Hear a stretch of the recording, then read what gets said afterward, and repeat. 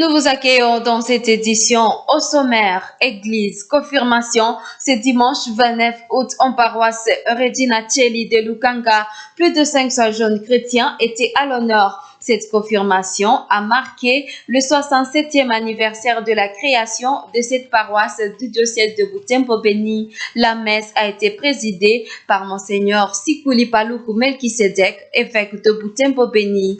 Plus de 24 900 finalistes sont attendus aux épreuves de l'Exeta session 2020-2021 en province éducationnelle Nord Kivu 2 sur le complexe scolaire Loyola qui a abrité les cérémonies d'élancement de ces épreuves, lesquelles ont été présidées par les bourgmestres de la commune de Kimemi, le commissaire supérieur adjoint Job Louawa. Nous nous rendons dans ce journal à Lubero, à Beni, avant d'échuter à Goma où le gouverneur Constantima a présidé les mêmes activités.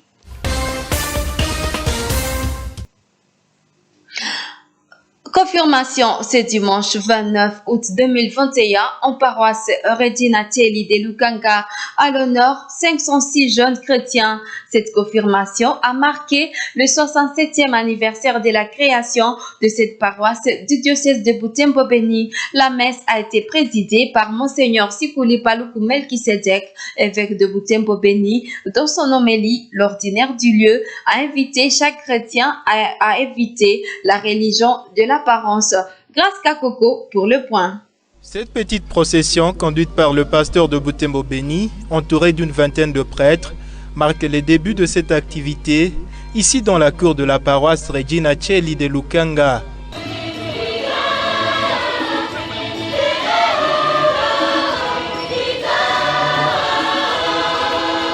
Monseigneur Sikuli Paluku Melkisedek bénit le podium érigé à l'esplanade de l'église paroissiale. La construction de ce podium a coûté 15 750 $, fruit de la détermination de fidèles de Lukanga qui saluent la gestion transparente de leur abbé curé Kizito Malikidogo.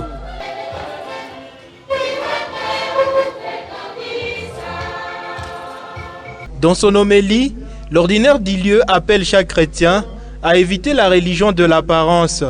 Il commentait ainsi l'évangile du jour qui concerne les critiques des interlocuteurs du Christ qu'il accusait d'avoir mangé sans se laver les mains. Oui, se laver les mains est un acte devant aider à nous protéger contre les maladies que nous vivons ce jour, mais la recherche de la purification doit plus concerner nos cœurs, plus que nos corps, a prêché Monseigneur Sikuli Paluku Melkisedek.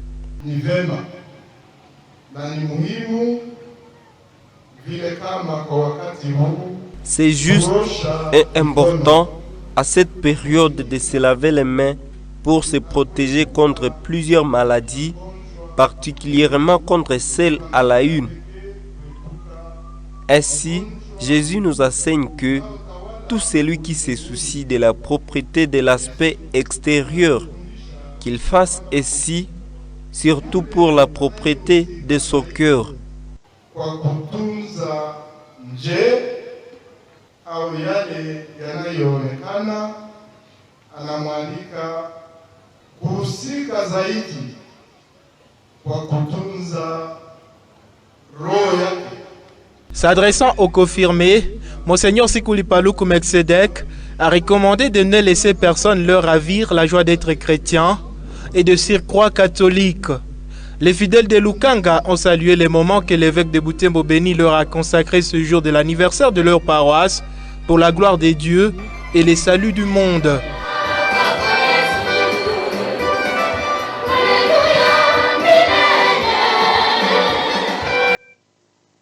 Le 28 août 2021 est une journée dédiée à Saint Augustin dans l'Église catholique.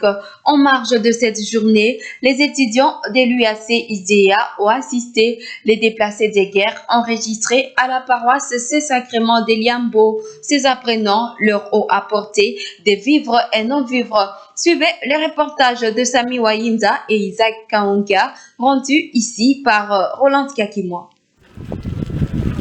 Il est 14h30 quand la délégation des étudiants de l'Université de l'Assomption au Congo et l'Institut supérieur de développement de l'Assomption arrive à la paroisse Saint-Sacrement de Liambo. C'est pour visiter les déplacés enregistrés au bureau de cette paroisse catholique. Dans leur subessière, ces visiteurs portaient du savon, de la farine de maïs, des gobelets et des habits.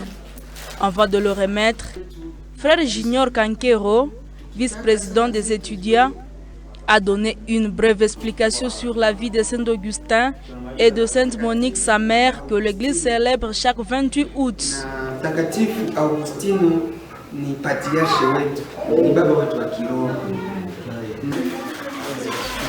Ces déplacés de guerre, venus majoritairement du territoire de Beni, ont salué l'initiative des étudiants de l'UAC ISDA et le remercie de leur assistance.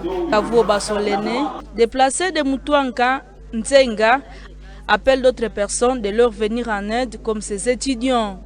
Surtout, elle demande au gouvernement de restaurer la sécurité. Nous vous remercions beaucoup et que Dieu vous bénisse pour ce partage et cette assistance que vous nous avez apportée. Au gouvernement, nous demandons de doubler les efforts pour amener la paix chez nous, que nous regagnions nos villages, cultivons nos champs. Que la sécurité soit restaurée. Nous avons perdu la plupart de nos proches dans cette guerre. Le ministre des Affaires sociales à l'UAC ISDA indique que cette assistance se fait en marge de la fête de Saint-Augustin, associée à la journée de l'aide humanitaire. Et à ce jour, nous célébrons Saint-Augustin dans notre famille assomptionniste, le patriarche Saint-Augustin. Et à marge ou à l'occasion de l'aide humanitaire qui est en train de se célébrer dans ce temps ici, nous avons, les étudiants de l'UAC ISDA ont jugé mieux de venir assister les déplacés des guerres de Béni. Comme vous savez, les déplacés sont des vulnérables. Nous voudrions partager notre joie, notre fête avec eux, la fête de Saint-Augustin. Ils se sont déplacés de leur milieu où il y avait guerre, mais en arrivant ici quand même, il faudrait qu'ils se sentent en paix. Nous leur avons montré que notre société, c'est une société accueillante et qui partage au moins le peu qui peut trouver facilement avec les autres, avec les vulnérables, avec des personnes qui sont en situation un peu compliquée. Saint-Augustin est le patron des pères assomptionnistes et par là, patron des écoles assomptionnistes. Nous parlons éducation dans cette édition, lancement des épreuves nationales d'examen d'État sur toute l'étendue de la RDC ce lundi 30 août dans la province éducationnelle Nord Kivu 2. C'est le complexe scolaire Loyola qui a abrité les cérémonies de lancement de ces épreuves. Plus de 24 900 finalistes sont inscrits à ces épreuves en division Nord Kivu 2. Isabelle Wangaïmouka nous rend ses reportages de Joël Tani.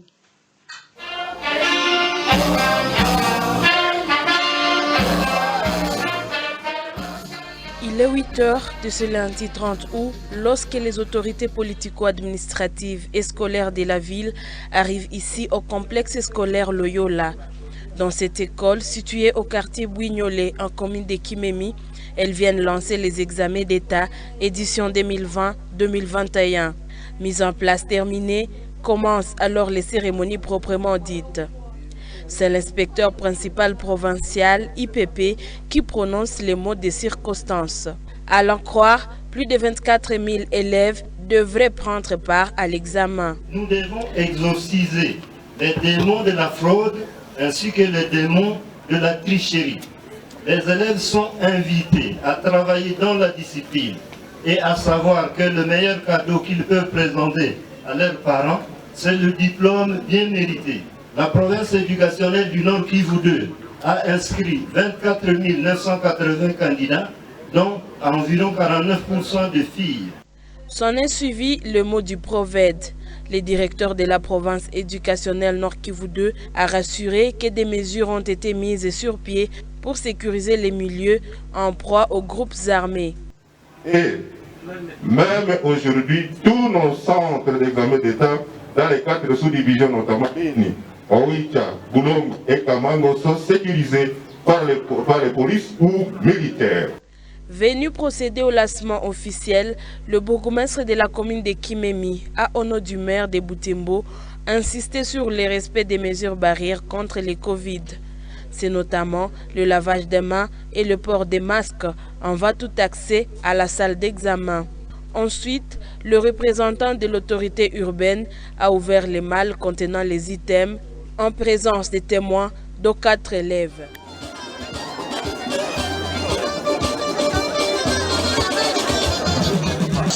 Voilà. Que dites-vous les élèves? Ici, au complexe scolaire Loyola, tout a été organisé dans le respect des mesures barrières contre la Covid-19. Les mêmes activités ont vécu à Lubero Centre. Pour plus de détails, suivons ce reportage de Robert Mundira. Ensuite de Lubero, les épreuves ont été lancées par l'administrateur adjoint José Komaya. Dans son mot, il a invité les finalistes à travailler sans aucune crainte car selon lui, les questionnaires abordent toute la matière apprise pendant les parcours scolaires. En venant ici, vous vous êtes préparé à affronter ce que vous allez faire aujourd'hui. Et que, en se préparant, vous avez des intentions, des bonnes intentions de réussite. Selon le chef de centre Moulin 1, ils sont 435 élèves finalistes de l'enseignement secondaire qui participent à partir de ce lundi 30 août à la session ordinaire de l'examen d'État édition 2020-2021 au centre Moulin 1. Un centre effectivement dénommé Moulin 1 avec comme code 62011. C'est parmi les grands centres effectivement de notre province éducationnelle Nord-Kivu 2 avec 435 candidats. En cette première journée, les quelques élèves finalistes que nous avons contactés hors caméra disent être déterminés à affronter ces épreuves et espèrent une réussite. Même cadre, les examens d'État édition 2021 ont débuté également à Béniville et territoire ce lundi 30 août. C'est le maire de Béni, le commissaire supérieur principal Narcisse Mouteba qui a procédé au lancement de ces épreuves. Il a appelé les élèves finalistes de Béni à un comportement sage pendant le déroulement des examens prévus en 4 jours. Reportage de la presse du gouvernorat. Comme partout en République démocratique du Congo, les finalistes du secondaire de Béniville et territoire passent aussi leur examen d'État 2021 à dater de ce lundi 30 août. En ville de Béni, c'est le maire et le commissaire supérieur principal Narcisse Mouteba Kachale qui a donné le go à ces épreuves au centre Béni 2 situé à l'Institut Bungoulou sous la supervision de l'émissaire de l'autorité provinciale en la personne du général Sylvain Ekenge, conseiller principal du gouverneur en matière de l'éducation. Les élèves visiblement détendus, en dépit de quelques incertitudes vécues par le passé pour des raisons sécuritaires et autres, ont affiché un esprit serein pour affronter ces épreuves de 4 jours. Occasion pour les maires d'encourager tous les finalistes de sa juridiction avant de les inviter à éviter des comportements bizarres. Juste après, les porte-parole du gouverneur militaire, le général Ekenge Sylvain, en sa qualité de responsable de l'éducation au Nord Kivu, a entamé la ronde de quelques centres d'exétat. Il est allé jusqu'à Oicha, chef-lieu du territoire de Béni, situé à 30 km au nord de Béniville, où il s'est imprégné du bon déroulement de ces épreuves. Le général Sylvain Ekenge a pour ce faire été dans les centres situés dans les enceintes des instituts Kalimba et Mabalako. Même chose à Goma, c'est le gouverneur du Nord Kivu, le lieutenant général Constant Ndima, qui a donné le go aux épreuves. À cette occasion, le gouverneur a invité les élèves finalistes au sang-froid pour réussir à ces épreuves qui mettent fin aux études secondaires. Reportage de la presse du gouvernorat. Lancement officiel ce lundi 30 août 2021 à Goma de la 55e session des examens d'État pour l'année scolaire 2020-2021. C'est à l'Institut Isidore Bakanja que ces épreuves ont été lancées par le gouverneur du Nord Kivu, le lieutenant général Constant Ndima Kangba, entouré de plusieurs personnalités. Le Nord Kivu aligne au total 55 291 candidats finalistes des différentes sections des humanités, filles et garçons confondus, dans 181 centres répartis en 3 provinces éducationnelles, y compris le centre consulaire de Kigali. Dans son adresse aux élèves finalistes, le lieutenant général Constant Ndima Kangba les a exhortés à garder le sang-froid pour parvenir à l'objectif assigné, celui d'atteindre 100% des réussites. L'autorité provinciale a profité de l'occasion pour rendre un vibrant hommage au chef de l'État Félix Antoine Tshisekedi Tshilombo pour son implication personnelle qui a permis de sauver cette année scolaire ayant connu des moments d'arrêt pour différentes raisons. Ce que vous attendiez pendant le mois passé sur le banc de l'école, nous tous nous sommes passés par là. Vous avez été pendant toute l'année en train de suivre ce que vous allez maintenant débattre en épreuve. Soyez-en rassurés que ce sont les cours, les matières que vous avez déjà étudiées pendant l'année. Ok? Soyez calmes, surtout ne soyez pas traumatisés à notre présence ici. Nous allons partir, nous allons vous laisser travailler calmement et le pays compte beaucoup sur vous. Notre souhait, vous l'avez entendu là-bas, et que vous sortez d'ici 100% sûr, ok? Encore une fois, bonne chance. Merci. David Roukat Mouteb, l'inspecteur provincial principal du Nord Kivu 1, a salué l'intérêt que le gouverneur a montré à l'endroit des élèves finalistes en prodiguant de sages conseils à ces derniers. Il a aussi salué les efforts consentis par les parents en concourant à la formation de leurs enfants. Excellence, Monsieur le gouverneur, en dépit de vos multiples charges d'État, vous avez tenu à rehausser de votre présence la cérémonie de ce jour. Ce geste est un signe éloquent qui démontre l'intérêt que vous accordez à notre secteur de l'enseignement primaire, secondaire et technique. Sans nul doute, cette présence constitue un motif d'assurance et de réconfort pour les finalistes du secondaire, représentant toute la jeunesse de la province. Nous changeons de chapitre. Cette fois-là, nous parlons santé. La division provinciale de la santé, en termes de Butembo, salue l'intérêt de la population à prendre la deuxième dose du vaccin. Jusqu'au samedi dernier, 1008 personnes sur 1960 attendues ont été vaccinées. Le coordonnateur de la DPS invite la population à s'approprier l'éradication de cette maladie mortelle. C'était au cours du point de presse tenu ce lundi 30 août. Luciana Moussivirois pour le point.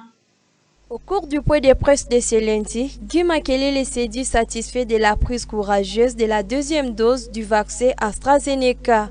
Jusqu'à la semaine 34, donc la seule semaine où on a vacciné les gens, on a administré 1008 doses pour la deuxième phase. Donc pour dire que 1008 personnes ont reçu la deuxième dose. Dans les 1008 personnes, nous avons 749 hommes, 259 femmes. Par ailleurs, Guy Makelele dit que la situation sanitaire s'améliore peu à peu à la prison, mais il y a toujours des risques de maladies suite à l'insalubrité et la surpopulation carcérale. Il plaide à nouveau pour le désengorgement de cette maison de détention. Mais nos équipes ont essayé de fournir vraiment le maximum, un très bon travail. On a pu décontaminer la prison. On connaît les résultats des prélèvements qui ont été réalisés et les patients sont pris en charge. Donc aujourd'hui encore, nous allons essayer d'évaluer, mais aux dernières nouvelles, les patients évoluaient bien. S'il n'y a pas eu de changement, nous espérons que dans les 2, 3, 4 jours qui vont suivre, tout sera en tout cas au peigne fin. Mais aussi longtemps qu'il n'y aura pas de l'eau au niveau de la prison, aussi longtemps que les gens ne vont pas essayer de se protéger, aussi longtemps qu'on va toujours utiliser de l'eau sale, on aura des problèmes. Face à la montée des décès communautaires, Guy Makelele appelle la population à se rendre vite aux soins en cas de besoin. Toutefois, il reconnaît que la grève des infirmiers empiétait sur les activités de surveillance. Conséquence, il y a une réduction des échantillons. Santé toujours. Les infirmiers réunis au sein de l'intersyndicale des infirmiers de Butembo-Lubero demandent au gouvernement d'actualiser les fichiers de listing des infirmiers à sa disposition. Après une réunion d'évaluation de leur mouvement de grève, ces disciples de Florence ont réalisé que seuls 516 infirmiers sur un total de plus de 8680 infirmiers qui œuvrent dans 17 zones de santé reçoivent leur salaire. Maté Maneno, communicateur de ce syndicat, a révélé ce lundi 30 août à Moto TV que seuls plus de 200 agents, soit 2%, ont été alignés à la liste d'épées, ce qu'il qualifie de négligence de la part du gouvernement congolais. Conséquence, la grève se poursuit. Suivez Maté Maneno dans ce propos recueilli par Francine Moussoa. Au nombre de 516 agents. Ces 516 nous représentent seulement 6% de nos agents. Et parmi ces 516, la majorité à l'âge de retraite. Quand nous faisons les statistiques, nous nous retrouvons aux environs de 360 agents, presque 70%, qui est déjà au moins à l'âge de retraite, mais qui ne bénéficie pas les salaires. Nous avons 8173 agents, madame. Imaginez, 8173, qui nous représente, c'est 94%.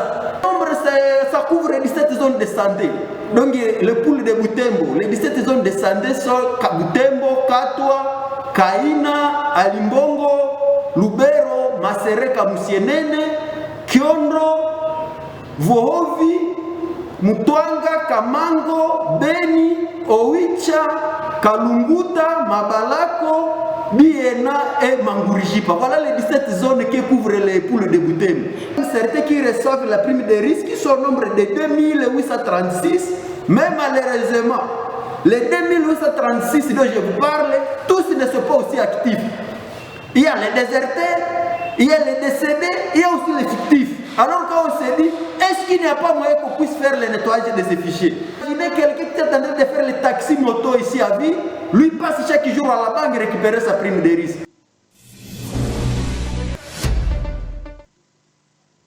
En sport, clôture dimanche 29 août du championnat urbain du football de vétérans de Butembo. Cette journée a été ponctuée par le sacre du VC de l'Est.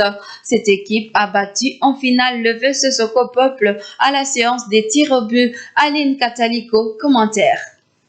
C'est à 11h que les cérémonies relatives à cette journée ont vécu ici dans ces stades de l'amitié de l'Itève, en présence d'une foule immense venue assister à cette grande fête. Aussitôt les coups d'envoi donnés par l'arbitre central, l'on a assisté à une véritable finale. À la taille des anciennes gloires, le public s'est vu égayé par les spectacles offerts par les deux équipes. Outsider selon le public, c'est le VC de l'Est qui mène la danse. Cette équipe obtient un but à la 19e minute et en profite pour maintenir son assise sur le match jusqu'à la mi-temps. À la seconde mi-temps, cette équipe loupe plusieurs occasions et s'est fait rejoindre au score de la 66e minute par le VC Soko Peuple. Mais les statistiques du match lancent le VC de l'Est largement au-dessus de son adversaire. Le temps réglementaire se solde sur la parité des buts partout. À la séance des tirs au but, les deux équipes se montrent toutes décisives. Les 5e premiers tirs sont bien cadrés, mais le VC Soko Peuple rate ensuite 2 de ses 3 tirs supplémentaires contre un raté sur le 3 pour le VC de l'Est. Ce dernier est champion et succède au VC Grande Famille. Pendant ce temps, le groupement sportif de Malende a lancé son championnat des équipes de la 3e division dimanche 29 août. À l'issue de cette compétition, les 4 meilleures équipes rejoindront les 4 meilleurs des autres groupements pour une phase finale de qualification à la 2e division du championnat urbain de la tente urbaine de football de Butembo. Le FC Nouvelle Génération de la Place et le FC Aigle Blanc de combat ont levé le rideau de cette compétition. Joël Tali détaille. Sous la fraîcheur de ce dimanche 29 août ici au stade de Mianza de Malende, ont vécu les cérémonies d'ouverture de ces championnats. Cette activité a vécu sous les auspices de Kalaou Luanzo, le président du groupement sportif de Malende. Celui-ci a appelé toutes les équipes à prendre cette compétition au sérieux. Une fois dans l'histoire, Malende tunalase championnat local ya 3e division yenye iko officiel. Hii championnat hayo kusema sasa ni championnat ya Malende, ni ya nani?